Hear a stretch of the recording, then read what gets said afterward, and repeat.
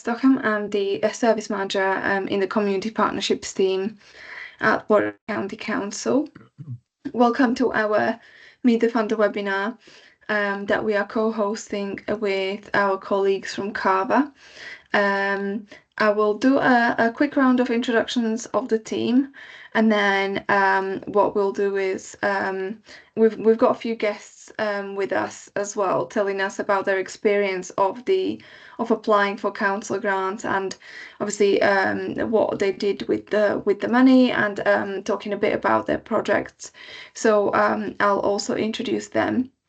And then we'll just go through some of the details of the fund itself. Also, things like what is the eligibility criteria, and we'll then sort of open the floor for our guests to talk a bit about their experience.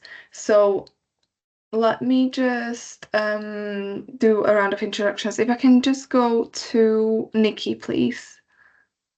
Hi, my name is Nikki Bailey, and I am the Grants and Community Directory Officer, and I also cover the North Warwickshire area with my colleague Jennifer McCabe.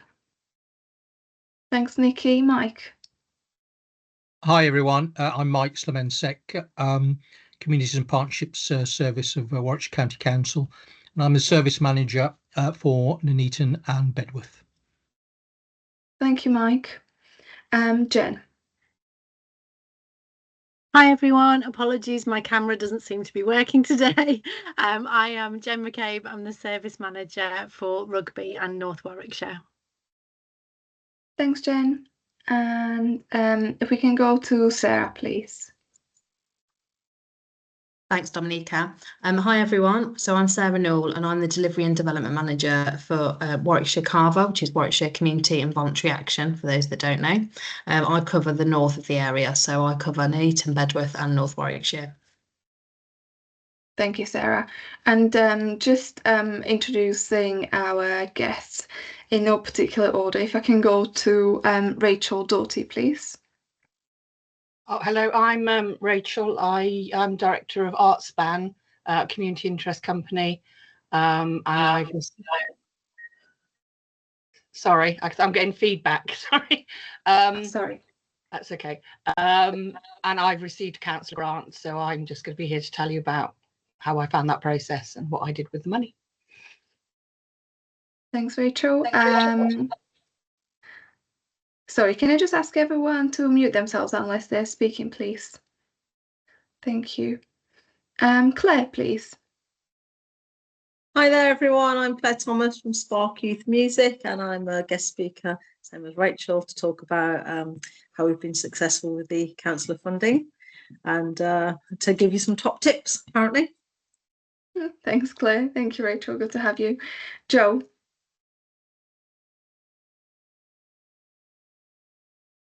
Hello, I'm Joanne. I work for the Mighton Hospices, and much like Claire and Rachel, I'm here to tell you about our experience and also apparently top tips, which I'm now going to be thinking of desperately, Claire. Thank you, Jo. Naomi. Good evening. I'm Naomi, and I am Director of Stratford Family Club based in Stratford-upon-Avon. And we had the council's grants last year, yeah, we've been running for a year now, so I'm here to talk about our I can't remember the word, it's late, it's been a long day. Talk about what we've used the grants for and how they've helped the families in Stratford. Thank you so much, Naomi. It's great to have you with us. Thanks, everyone. All right, let me just share my screen and go straight into the slides. Okay, can you all see that now? Yeah, perfect, thank you. Sarah, if I can come to you for a bit of an introduction about Cllr, please. Yeah, of course. So just for a bit of context for those that don't know the work that Cllr does, so we work really closely with Warwickshire County Council, but we are the local infrastructure organisation, and we support the voluntary community and social enterprise sector, providing support for groups around brokerage and volunteering, training, any kind of governance. Funding is one of the main ones that we do, so around identifying suitable funding and supporting with funding applications, and kind of setting up sort of constitutions and things as well. So we work really closely with the voluntary community to support them to do the fantastic work that they do within Warwickshire and Solihull as well.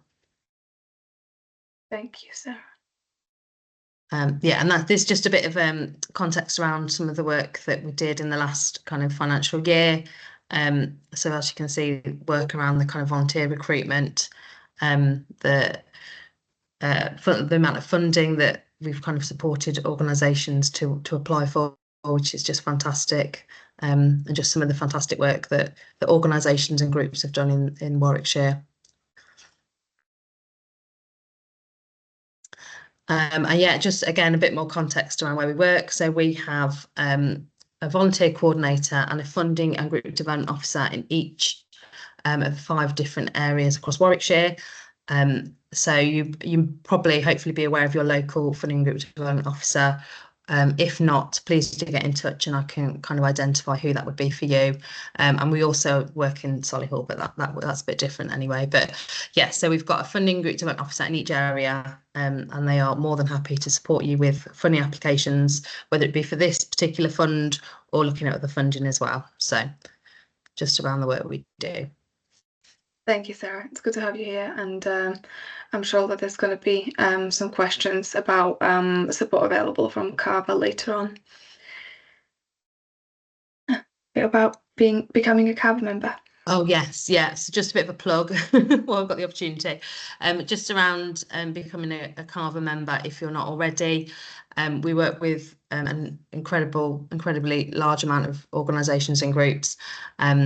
But obviously we encourage membership. We encourage people to sign up to become a member. It is completely free. And as you can see there are a number of benefits, including sort of back office support services, kind of discounted rates on different things, including HR, IT, payroll, and kind of access to our resource library as well. So just a bit of a plug for Cllr membership if you're not already a member. Thanks, Sarah. Yes, so moving on to the fund itself, the grant effectively provides each of the 57 county councillors with a pot of £8,000 annually to support small-scale projects within their division, and those are to support the following outcomes which are in the council plan. So it's about wanting to have a thriving economy and places that have right jobs, skills, education and infrastructure, wanting to be a county where all people can live their best lives, where communities and individuals are supported to live safely, healthily, happily and independently, and also we want to be a county with a sustainable future, which means adapting to and mitigating climate change and meeting net zero commitments. The grant criteria are to build community capacity and improve the health and well-being of people living in Warwickshire by improving community assets and their sustainability, improving access to services, improving financial capability, reducing loneliness and social isolation, improving physical and/or mental health and well-being, promoting equalities and inclusivity, and improving the local environment and sustainability. So your project doesn't need to meet all of these priorities, but you need to meet one or more of these priorities in order to get the funding. In terms of the application process, all applications are submitted on our website, which we can link up, and obviously we will send you a copy of these slides so you can refer back to them. But effectively, it is the same application form. What you need to do is you just select how much money you're applying for, whether you're applying for up to £350 or 350 or more. The only difference is that the application form itself is a lot smaller, a lot shorter if you're only applying for a small amount. So effectively there's just one sort of grant criterion that you need to meet about the question is about how your project meets the grant priorities that I've mentioned before. And if you're applying for over £350, there's a few more questions that you need to complete around sort of how the project has been shaped, how by the local community, how have you identified the need from within your local area, and things like how will this project support people, and also volunteering. So there's an element of volunteering as well. With the small grants, the difference is that we are able to process those shorter time in a shorter time. So you should be hearing back from us within sort of 4 weeks of the deadline date, and we will be seeking your end of project reports around 6 months from receipt of funding. Opposed to the larger grants or the high value grants, where you will get the end of project report within 12 months. So you just have a little bit more time to complete your project. And of course, we will be contacting you between the deadline date about the outcome of your application. Yeah, so as I mentioned, in terms of the awards up to £350, your project needs to be delivered within 6 months. The application clearly needs to state how the funding will be spent and include a budget breakdown, and also evidence how it meets one or more of the priority categories of the fund. In terms of the awards over £350, as I mentioned, there's a criteria there and a scoring matrix. So what you need to do is you need to score above 7 points in order to get the funding. So any application scoring 6 or less are unlikely to be awarded. And then we also ask a question around partnership working with other organizations, which can strengthen your application, and it just gives a good evidence of partnership working. But this question is not scored on the basis that 300, say someone actually is applying for an item like a lawnmower or something like that, or an industrial microwave, which is as a one-off cost, which usually doesn't exceed much over £350. So we're just trying to be as proportionate as possible here. So some things to bear in mind: in order to score highly, make sure that you are answering the question. You don't need to write a lot. There is a word limit on how much you can put in. However, it's not about the volume. It's about making sure that your question is answered and that you have some evidence in there as well. Make sure that your answers are also relevant to your local community. So sometimes it's okay to include national statistics if local information is not available, but really we just want to know about why there is a need in the local area for your service.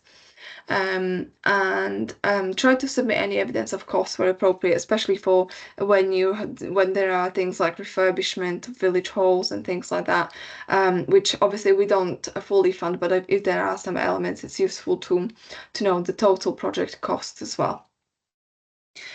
You can also submit additional information, for example, like I said, the quotes or any further evidence, because our application form does not allow you to attach any documents, but you're welcome to submit any additional information. And we may request to see your governance, to see your governing document or a constitution. Especially if you are a new group, or if we haven't come across you before, we on our website you can see all the scoring criteria and the guidance notes. So the guidance notes actually will talk you through everything that you need to know in terms of the eligibility criteria, whether you're eligible, what types of projects we can or can't fund, and it's got everything in there that you need in order to make your application. One thing to note is that you can't save the progress of your application. So what you'll need to do is you need to pre-prepare your answers and come back to it. The reason for that is that the application form sits on an MS form, which unfortunately we can't change at this point in time. So the best way to go about this is to pre-prepare your answer using a list of questions that are available on the website. So either typing it out in Word document or whatever sort of typing software that you have available, and then just copying and pasting them when you're ready. And then if you don't have a governing document, this is something that Cllr will be able to support you with, and Sarah will be able to tell you a bit more about that. Yeah, absolutely. So this might not be relevant to most of you that are on here, but if you are kind of a smaller group that's running without a governing document or a constitution, there are kind of that's one of the roles that Cllr play in terms of supporting groups to set up. So we can, help to set up a constitution for you, but within this time frame, it might be that we support you to kind of link in with another local project that kind of fits along the kind of work that you're doing, to host your application for that funding. And again, that's kind of a conversation that we can have and we can support with, to enable you to apply for this funding. So yeah, absolutely. Thanks, Sarah.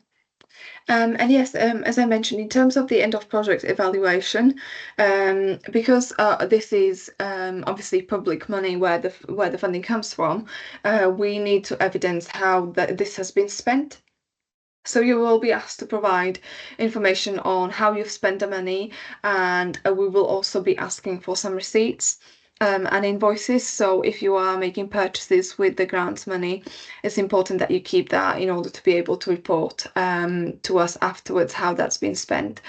If you've got any money that you haven't been able to spend, we'd like to know how you're planning on spending that. So there's no, depending on a sort of a case by case scenario, if it's just that you've had a slight delay with your project and you are aiming to spend the funding as suggested in your application form, then we usually are able to give you an extension, but we will ask you about how you plan on spending the money in the future. One thing that we like to see is how many volunteer hours were dedicated to the project, and how many new volunteers have you recruited as part of that. That gives us a really good understanding of the value of the council grants. And also we like to hear any success stories. So how has the community benefited from your project?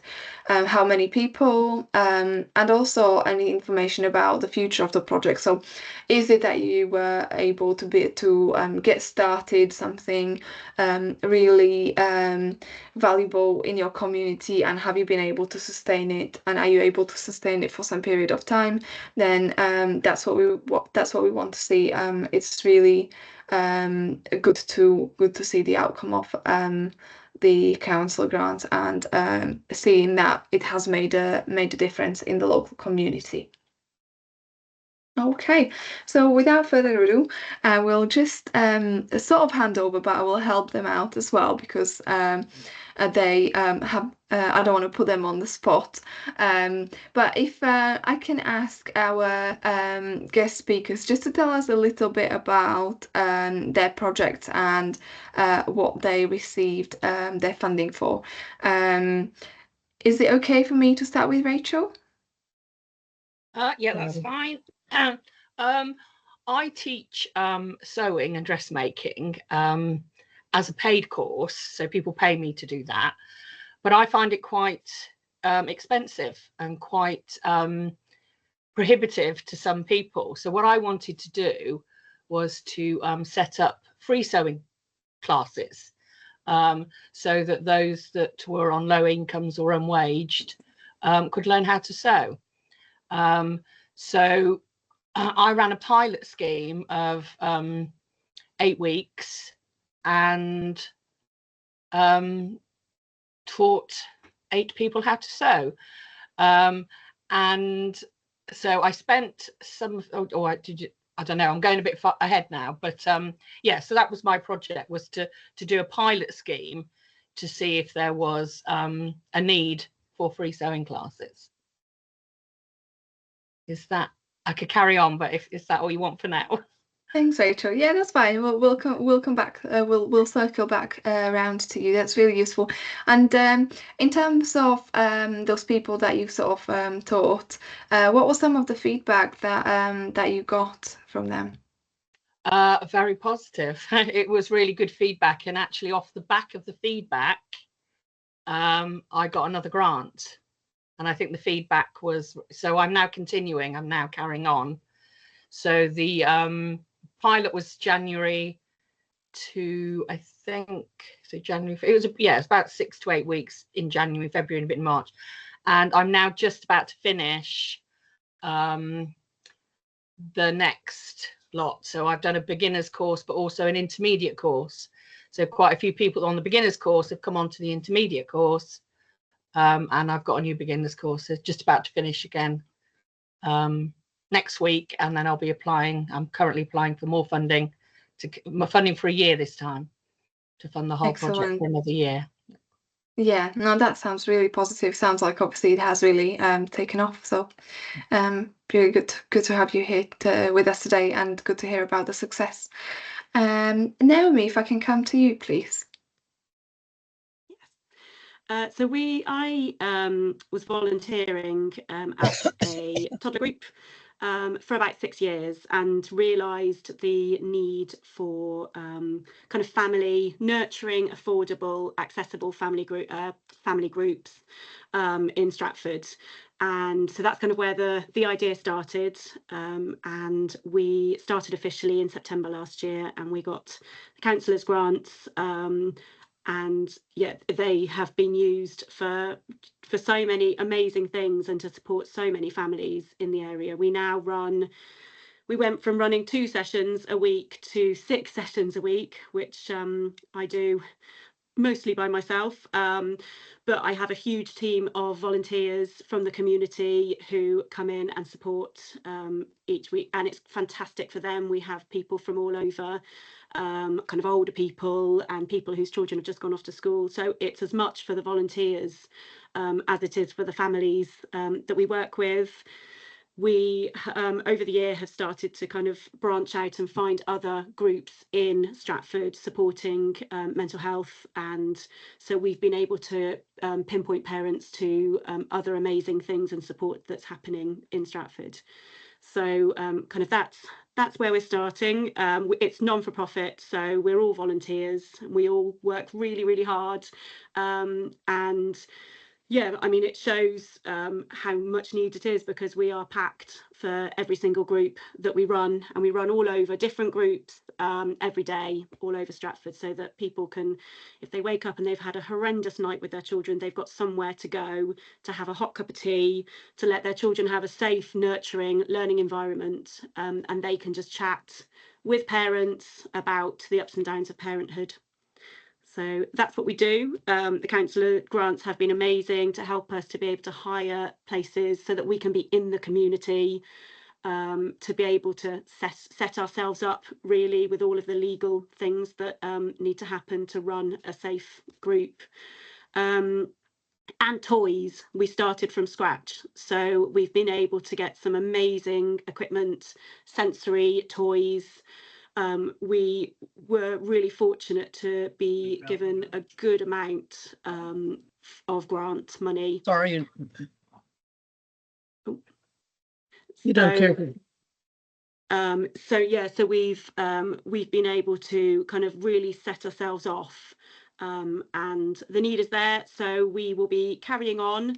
And in fact, I have been sat with one of my directors today filling in the next application in the hope that we will be able to carry on with the councillors' grants for another year.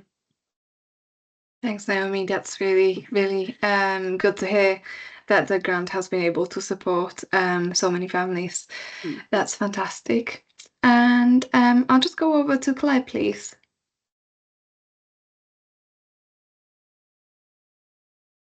Sorry, Claire, you're on mute.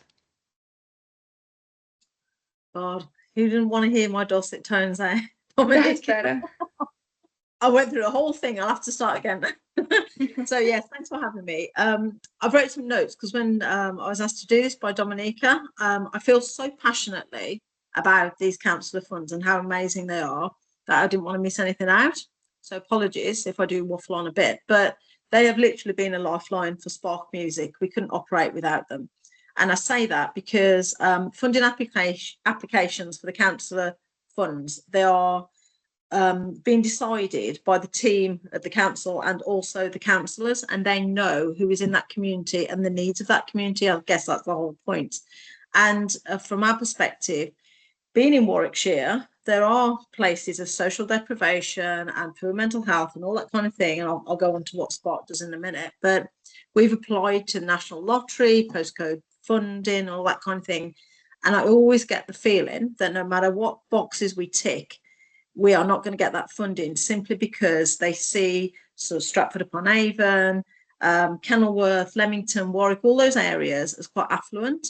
And so it's really amazing that we've got this councillor funding grant because the councillors know that that's not always the case and they're best placed to know what their residents need. So should tell you what we do really. So Spark Music, we believe that every child should have access to music, and music tuition is extortionately expensive from commercial companies, and so lots of children will not get the opportunity. Now, we're not aiming for every kid to be Bruce Springsteen or Paul McCartney, but we know that music is a brilliant vehicle to help kids who've got anxiety. There may be an outsider in school, they may have issues, there may be a young carer, they may be vulnerable in some way. And it is giving them life skills as confidence. So music is a massive vehicle for those kind of things. So what we did, we set up Spark Music about 5 years ago. And the idea was a bit of a crazy idea. We thought, right, let's get kids, put them in a band. We don't care if they've never picked up an instrument before. We didn't know if it was going to work, and it did. So that was good. So we put them in a band, and within a few weeks, they can be playing on stage. Okay, so that's what we do. All the instruments provided, and all the venue and all that kind of thing is all free. And we have a music tutor who helps them do this. Not only do they learn to play covers and learn to play an instrument, they also do lots of other activities which lead to, opportunities for them to see, like, things outside their school environment. So they go into a recording studio, they write an original song. They do logo design, they design their own T-shirts, they perform in a massive gig, working with sound, lighting engineers. Dominica knows all about this because she's the biggest groupie. She goes to these gigs. So they do all that kind of thing. They do a photo shoot, they do a music video. So it's not only about the music, they get exposed to all these different activities too, which they probably wouldn't ever have the opportunity to do. So that's what we do. Let me have a look. What else I've written here? So the people we work with are vulnerable children in the main. So that includes children from low-income families. We also do a lot with the HAF programme as well, which ties into that. But low-income families, children with anxiety, they may have suffered a bereavement, they may have been bullied at school, there may be SEND children, pan disability, LGBT. We've worked with refugees and asylum seekers, put them into bands, and people like young carers who've got siblings at home, where the home life is not easy, and they come to us and it's a bit of an outlet. So this funding has been a lifeline. It's funded so many things. There's so much that we can fund with it in terms of tutors, equipment initially. Eventually, we didn't have to do that because we've got the equipment. It's an asset. Tutoring, recording sessions. We have to pay for the gig. Everything is free for the children. So any funding we get is basically used for those children in all those activities. So yeah, the councillor grants are fantastic. So What else? Right. So projects we've done include all those vulnerable groups of kids. We also have worked with a group of adults with some councillor funding, and those adults all had suffered a significant bereavement, whether it be a husband, a wife, a mother, father, and it had affected them in some way. So, you know, using that sort of template that we have with the kids, we did that with some adults. So that councillor funding has also funded that. We run at various locations. And so the funding, as I say, can be used in a variety of ways, to like for the recording sessions, the final gig, the t-shirts, that kind of thing. But also we sometimes run at specific locations. So we've done a project with, say, Evergreen School Children, which obviously is going to run there. That cuts down on the venue costs because we've got the venue already there. Got Welcome Hill Special School, Southern College, and all those have been funded partially or fully by the shape of the ball where it bounced. Sorry. Anyway, so good. So that's it, really. So yeah, so it's been an amazing lifeline to us, and we are incredibly grateful. We simply just wouldn't be able to operate without the councillor funding, and it's as simple as that. So. Thank you, Claire. That's really impressive, and thanks for all your preparation for tonight. It's There's a word now. I can sense who was the person who hadn't prepared the top tips, because I did my homework. You haven't done your homework for tonight. Yes, I always do my homework. Yeah. And if I can just come over to Joanne, and then we'll do a bit of a Q&A and a bit of a discussion, so people can just ask questions about sort of your experience, anything that you would like to add. Okie dokie. First of all, I think the three speakers have spoken wonderfully about what they do, and it's really exciting. And I'm particularly interested in the music one because I have a son with special needs, and it would just be awesome. So yeah, I think that's amazing. So I work for the Mighton Hospices. I'm part of the fundraising department, and I'm sure that sounds like a real luxury to some of the people on the call to actually have a fundraising department. What we do in Mighton, you may well be aware of us, we've been around for I think 43 years now, and we care for and support people over the age of 18 who have a life-limiting illness that is uncurable, and we support them in every way we can do, physically, mentally, spiritually, and so forth. And we also support their families right through to the end of the individual's life. So it's a very holistic care. We have a whole range of services. Most people will think of a hospice and think of an inpatient unit. We have two of those, one in Warwick, one in Coventry.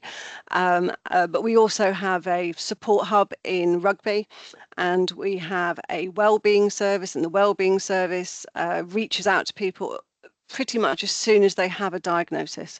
And we've had different projects working with local GPs to try and make sure that those referrals happen very quickly, people get information quickly. So it's not, it sounds strange for a hospice person to say this, but it's not all about end of life. It's about giving people the very best life that they can have before their life ends. So so that's very much what we're about. And then there's a whole range of services. We have a home visiting team, and we also have in-house, we have counselling, physiotherapy, occupational therapy, complementary therapy, lymphedema. So there's a whole range of different services. And why would we be looking at fundraising and at grants? Well, all our services are free. And you may well be aware of the hospice funding crisis nationally. We are not the NHS, we are a charity. The NHS do cover 17% of our costs, but that still leaves us this year £12.7 million to raise. And we have to raise that money from lots of different fundraising. Any of you that are in the local area will see that we do loads of events. We have which is what I'm part of, a team that do grant applications. So we have a massive challenge every year in terms of actually fundraising, and that's why we look at all these types of grants. And local grants are really key for us because we very much consider ourselves a local community asset. So being part of Warwickshire, you know, it's we have the only inpatient beds within Warwickshire. So, you know, if Warwickshire County Council know that, they can, you know, that they can support us in this process. When we came to look at this last year, we cover the whole of Warwickshire, Coventry too, but for the purposes of this call, we cover the whole of Warwickshire. So when I first started to look at it, I wasn't sure which councillor to apply to, because I thought, oh, it could be any of them.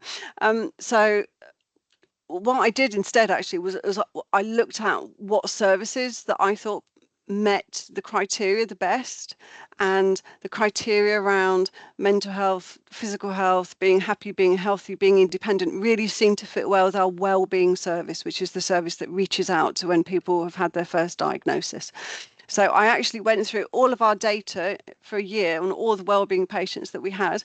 I went through every single postcode and I identified the councillors to approach, which took quite a while, but that was a really useful exercise to do. And yes, and I suppose it maybe made a lot of sense in the end, but in fact, the one where our site is in Warwick, that had the most number of people going to our wellbeing service within Warwick. So one of the grants, we received 2 grants. One of the grants we received was for our wellbeing service in Warwick Mighton Hospice for a number of sessions. And in these sessions, we have patients, we have carers, people have a clinical assessment, which may result in them being signposted to other services, but we also run, say, wellbeing sessions for patients where for some of them it's the first time they've come and actually spoken to other people who are in the same boat as they are, and it's a massive relief, and there they can learn all about how to manage their symptoms better as well. So it's a really, again, like a holistic wellbeing session for those individuals, and that team also run carers groups, because very often as loved ones reach the end of their lives, people's role changes into a carer and they're not prepared for that. It's not something they were ever planning to do. And so that the team help them through that process and help do a bit of self-assessment, because you can't care for people if you don't care for yourself too. So it's very much that approach with the carers. So we received a grant in relation to our wellbeing services at the Warwick hospice site. And we also received a grant for our support hub in Rugby, but that was for running a particular program, and this particular program is called No Barriers Here, which was developed by another hospice, in fact, but it's a program where we have to have people specially trained, and then they come back and they run a creative, arty workshop with individuals to talk about what are their wishes for care and for their death. And it might be that people have struggled to verbalize these in the past. Sometimes that's a cultural issue, and sometimes it's because it's just something that they haven't really accepted and wanted to verbalize. And so in this workshop, people can use different tools to actually show and express how they feel about things without having to talk about it a lot and without having to write it. And so, yeah, so that's the No Barriers Here workshop, which we also got funding for. So, yeah, one of the attendees at the No Barriers Here workshop said, it really affected me and I cried all the way home. And that wasn't because I was crying because I was sad. I was crying because at last I thought, I'm now talking about this. So yeah, so really very poignant and meaningful. So yeah, so that's what we got our money for. Thank you, Jo. It's really nice to hear, and it's really rewarding also to hear from all of you here today about the amazing work that you do and the positive impact it's having on the communities. So thanks so much. And I'll just sort of open up the floor for any questions, and then we'll sort of circle around. Nikki. Sorry, Nikki, you're on mute. Yeah, mine's not a question, but just to say, anyone who doesn't particularly want to vocalise their question, we do have a chat. So you can pop your question in the chat and we can raise that. Thank you, Nikki. I'll go over to David. Dominica, thank you, and thank you to you and colleagues for organising this this evening. It's been very useful, and also thank you to the guests who have spoken with great passion, and it's been very interesting to hear their stories. Mine's a very quick question, and I have a feeling I know the answer, but it's slightly building on what Joanne was saying. Can I just check, is the application to the councillor where the activity takes place rather than where the organisation is based? Yes, very much so, David. Very good question. A lot of the times, what the councillors want to see and what we want to see is that your projects are supporting people in their divisions. So you can apply to more than one councillor as long as there is some evidence that you are supporting people in more than one division. So if you are, for example, a community centre that serves more than one division, you're more than welcome to apply to more than one councillor. But yes, what we want to see is that it's the people who benefit from it opposed to where the service is delivered. Great, thank you. Thank you. Judith.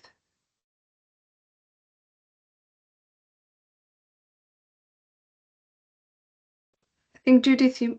Yes, can you hear me? Yes, yeah, we can hear you now. Okay, my question is perhaps a bit boring, but we find ourselves at, I'm coming from Henley Community Library, and we wish to apply for funding to support the upgrading of our public access computers, which people depend on for various things, such as job searches and communicating, and humdrum things like making travel arrangements, communicating with their banks and so forth. But we are trapped in a round 2 situation. We received a small grant, the £350 grant, to run a series of children's programs, which we are in the process of doing. But the conditions in the grant statement appear to say that we cannot now apply in round 1. And we need to apply in round 1 and get off this treadmill of being stuck perpetually in November. Do you have any suggestions? It's something that we are definitely looking into, actually. Nikki and I, we both had a conversation around this, and it's something that we are going to be addressing. At this point in time, unfortunately, it is the case of waiting to complete your end of project report before you apply again. But it is something that is on our radar, and we do continuously look for any sort of areas where people might be stuck in a like you say, a bit of a circle of not being able to apply to round 1. And obviously that may limit the amount that you can apply for. That being said, obviously this is a competitive fund, so there are some councils that like to hold some funding back in case they receive any applications in round 2, and it's sort of down to their discretion, and they tend to already know, and we will advise them about what, because obviously we've had a bunch of new councillors, but we will let them know that they have the option of obviously holding some funding back for round 2 if they wish to do so, depending on the number of applications they have received. So we wouldn't tell them to do that if they are significantly oversubscribed in round 1, but hopefully we can address some of these issues, Judith, in the near future. Okay, I see. But the submitting our final report is at the council's initiative. We don't get to submit our final report until it is asked for. Is that Yeah, right? again, Yes. yes, this is again something that we are actually looking into, because there is, in reality, there is no reason why that report can't be sent to you with the awarding email. So hopefully, if you once you have completed the project, especially this applies to projects like yours, Judith, when you need to purchase items. So that way, once you've purchased your items, technically your project is completed. So there shouldn't be a wait of, say, 8 or 9 months for you to apply again. But obviously, what we are trying to do is, in certain cases, to avoid over-reliance on the fund. But it is something we are keen on addressing, because obviously the timelines don't necessarily work for the organisations as much as they may work for us. So we are going to be looking at some way of being able to address that, so that people can submit their report rather than having to wait for, like I said, 8 or 9 months before they submit it. And also, I'm sure that we'll probably get better quality reports back as well, because people won't have to wait for months to respond back to those. Okay, thank you. I'm sorry, it's not a very inspirational question, but it is a No, that's necessary okay, one. Judith. Yeah, it is important that we take those things into consideration, and obviously look into those and see if we can fix them. So no, it's useful to know. Kate. Thank you, Dominica. My question really is applying to Welcome Here, Leamington and Warwick, as opposed to New Hope. Okay, got my two hats on tonight. I understand the concept that you can apply to more than one councillor. I've noticed on obviously the criterion, I think you said that at the beginning anyway, about if it sort of tots up the amount you're applying for across different councillors is more than the 350. There are questions you need to answer on the large grants. Yes. Is that even if each councillor you are asking them for different items, if you like, or is it if it's a collective? Does that make? Yeah, I think because it would technically be classed as part of the same project. I would say so, but it might be the case of just having a conversation offline, depending on, because there might be some nuances, and I think it might be best just. And a couple of other things I wanted to ask. Sorry. The other thing is, I mean, I appreciate that each councillor's got £8,000 and they want to spread that out to as many groups as they can. But I'm also mindful that sometimes when you get to the second round, you look at the councillors and some of them often have quite hefty amounts left to spend. Not all of them. But one of the things we had a trustees meeting last night, and we were talking about, putting in for this. Is it worth putting in a more substantial? I mean, let's say for argument's sake, we put in a bid for, let's say, between £2,000 and £3,000 for argument's sake. Would it be possible that you would we might be awarded less than we applied for, because they say, well, we're happy to support you for some of it, but we're not going to pay you the full amount? Does that ever happen? Or is it better just to go for a smaller amount anyway, to sort of? Yes, so the councils can say, can award a smaller sum depending on obviously the amount of applications. So you're welcome to do a bit of a larger sum. I think it's the case of making sure that we balance the amount that we give you compared to the total value of your project, because we wouldn't want to put you in a position where we give you a small percentage of what you're trying to deliver and then you're kind of stuck for delivering it. So as long as we can give you a substantial amount, or depending on your circumstances, say if you have applied to another fund and you're about to hear you're waiting to hear back from them, then it's something that we can have a conversation around as to what would be the best way forward. So yes, the councils can sometimes, this is why it's so important to provide a budget breakdown, because especially if you're purchasing certain items, they can say, well, actually I can't afford all of this, but I can afford sort of these items. So they will look at it that way. Yes. Okay, and then one final hold on, make sure I've got all my final question, and I don't know whether you're able to even, you know, you may want to talk to me about this separately, Dominica, or offline. Is there, do you think that applying, because I understand the criteria around sustainability and as many people in the community are, I suppose, in being impacted by what's being offered, but one of the areas would be looking at welcome packs for asylum seekers, and I appreciate that those are not people who are maybe going to be permanently based in the community. Is that an area that you think a councillor's grant would consider, or do you think we need to look at other sources of funding for that?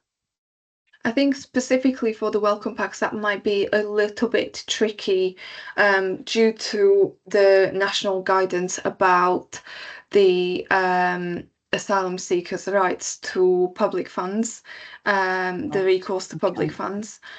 So we might need to take that conversation offline, I think, and see about the possibility of, say, migrant communities grant fund or another funding stream that would be able to put some money towards that specific thing. For that. Yeah. Okay. But for refugees that are settled, that would be different, wouldn't it? Yes, it will be. Yes. Yeah. Lovely. That's really helpful. Thank you so much. Thank you. Thank you, Kate. Mary.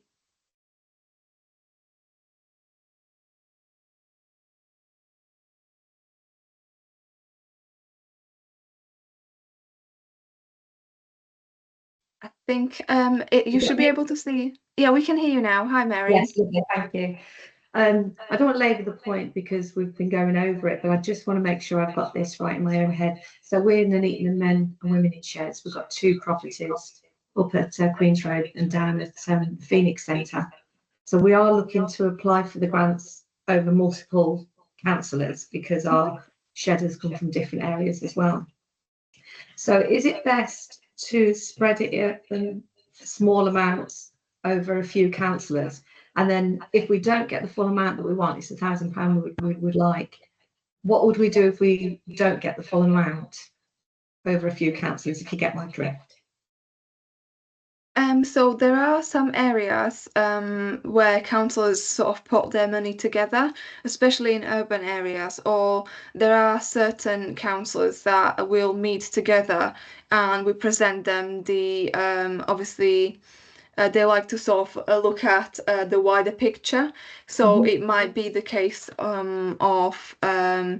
of your bid going to all of them sort of at the same time, or what we tend to do anyway, even if it's in an area where the councils don't meet together to make joint decisions, we will tell them who else you've applied to, and we will tell we although we don't go into detail of our conversations with the councillors, we will give them a bit of an understanding as to how much has been funded up until that point when we meet in with the next councillor. So hopefully that will give you a bit of reassurance about how the decisions are being made, so that we make sure that we are transparent with what other councils have funded. Fabulous, that's great, thank you so much. Thanks, Mary. Thank you. Just want to say thank you to Rachel for coming along. I have seen your message, Rachel, to say that you need to leave now, but thanks for coming along, and it was really good to have you. And just moving on to Linda, please. Hi there.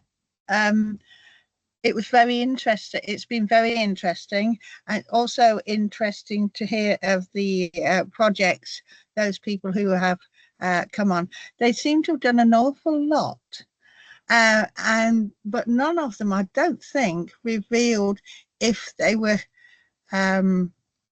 they'd applied and received the £350, or whether they'd gone for big amounts.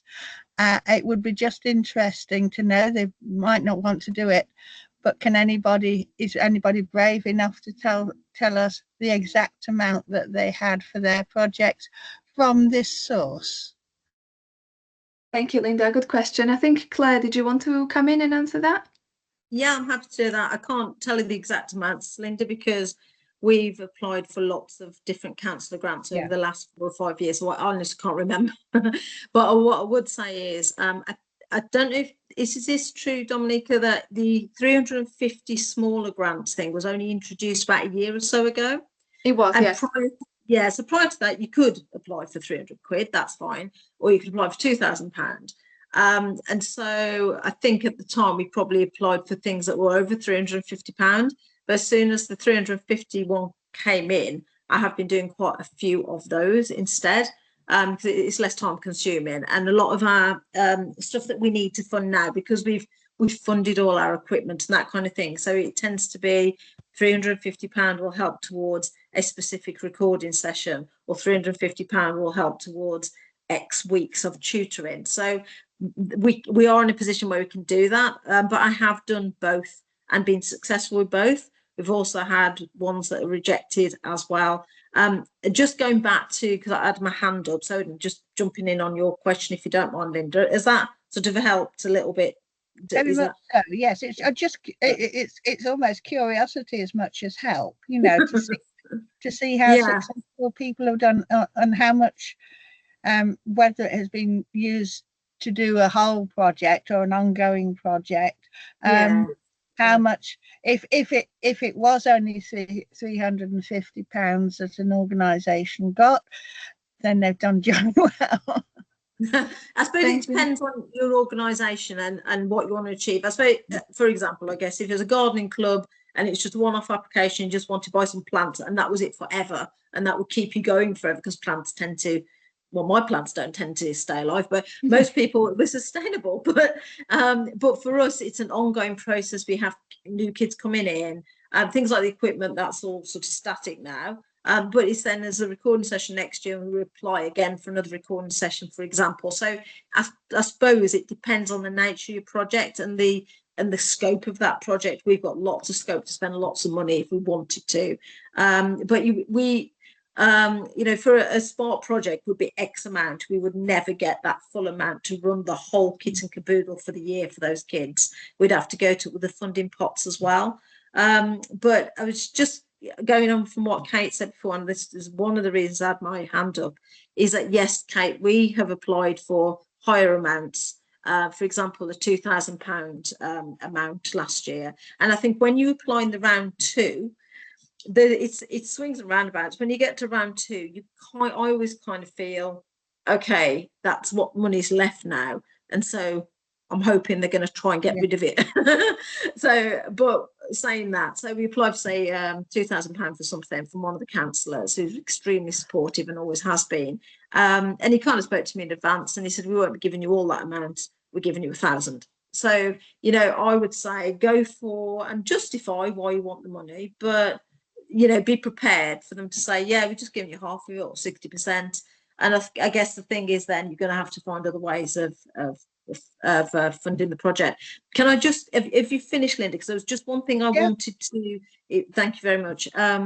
Just going on from, yes, I lost my thread from what Judith said. I remember the name Judith a few minutes ago, and this is a question for Dominica. I know I'm supposed to be here giving top tips, but I want to know this actually, because it intrigues me. And you may have to put all my current funding applications in the trash, right? Because we have been in that little bit of a cycle of being the round 2 people. I don't know how we got into that, but we're sort of a round 2 kind of company. And but say I've put in an application in round 2 for this, calling Bob Smith councillor. When it comes to round 1 now, am I just not allowed to apply for Bob Smith's fund, or am I not allowed to apply for any funds? And I'm hoping it's the first, because otherwise, bye-bye to all my councillor funding applications. So ideally you should wait and obviously finish your projects and complete all your reports. It's very much depends on what is it that you applied for as well. I mean, in reality, you need to complete your reports before you apply again.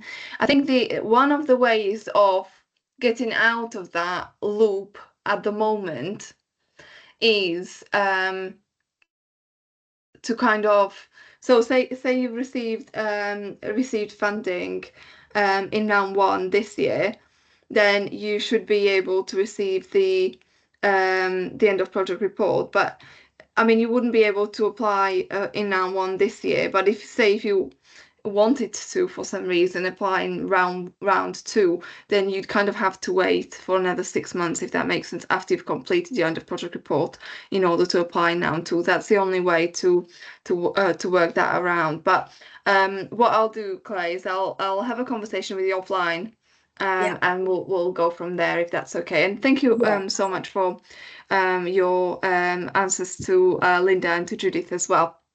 And I guess just to add to what you said, Claire, and to answer Linda's question in a bit more sort of from our side of things, councils do, some councils award around £2,500.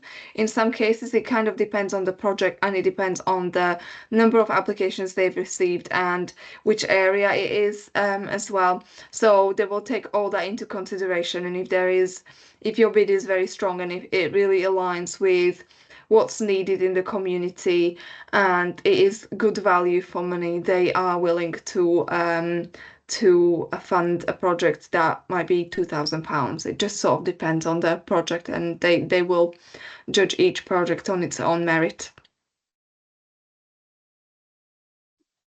Okay, thank you. Does anyone else have any further questions?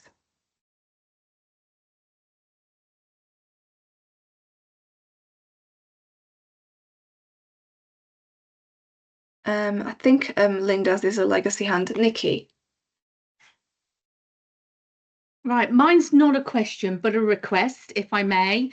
For everyone who's attended, just to ensure that I've got my lists right, could I ask everyone just to add their email addresses in the chat if they can?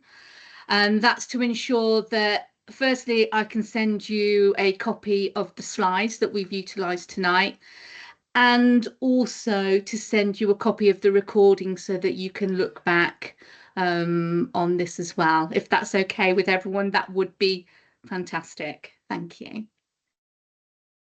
Thank you, Nikki. And let me just share our contact details as well on screen when my computer starts to work. But in the meantime, Sarah, I'll come over to you. Thank you, Dominica. Yeah, just to say as well, from kind of a Cllr support point of view, if you are looking at applying, please do get in contact with your local funding and group development officer, and we can support with the application as well. And alongside that, obviously some of the conversation tonight around looking at other funding as well, we can look at kind of alternative funding opportunities for you as well, and support with different funding applications as well. So just to put that out there, that obviously we can support with this particular funding application, but if it is that you can't apply again, or you want to look at other sources of funding, please do get in touch as well. And as I mentioned, if you're not sure who your local funding group development officer is, just get in touch with me and I can signpost you. Thanks, Dominica. I've also added a link to the team in the chat if anyone needs that. Sarah, I hope that's okay. Fab, that's great. Thank you, Nikki. That's fab. You're welcome. Thank you both. I do apologise, my computer is very slow at the moment, so I'm not able to share the slides, but we have our inbox, which is funding@warwickshire.gov.uk, so you are welcome to contact us through that inbox, and also all our information is available on our website, so our email addresses for the service managers and for Nikki, anyone that is working on the grants, is available on our website, and we can share that in an email with you. It's warwickshire.gov.uk/council grants. So that's CLLR grants, and I'll just put that in the chat for you all now so you can have a look on the website as well. Okay. There doesn't look like we have any further questions at this point in time. So I just want to say real quick thank you to all our guest speakers, all our colleagues here today, and I hope that we have answered your questions. If there are any things that you might think whilst you're applying or whilst you're preparing your application form that you're not sure about, please get in touch with us and we'll be able to answer that for you. Equally, if there's any things around your project in terms of applying, whether that's to apply for round 1 or round 2, etc., all those queries, please get in touch and we'll be able to answer those for you, hopefully. And yeah, I think unless anyone has any further questions or comments, just want to say thank you so much for joining us this evening, and you will be sent a copy of the recording. So yeah, thank you very much for joining us again, and I hope you have a nice rest of the evening. Thank you. Thank you. Thank you. Thank you all. Take care. Bye. Thank you. Bye. Thank you. Thank you. Okay, it is time to eat dinner. Bye-bye.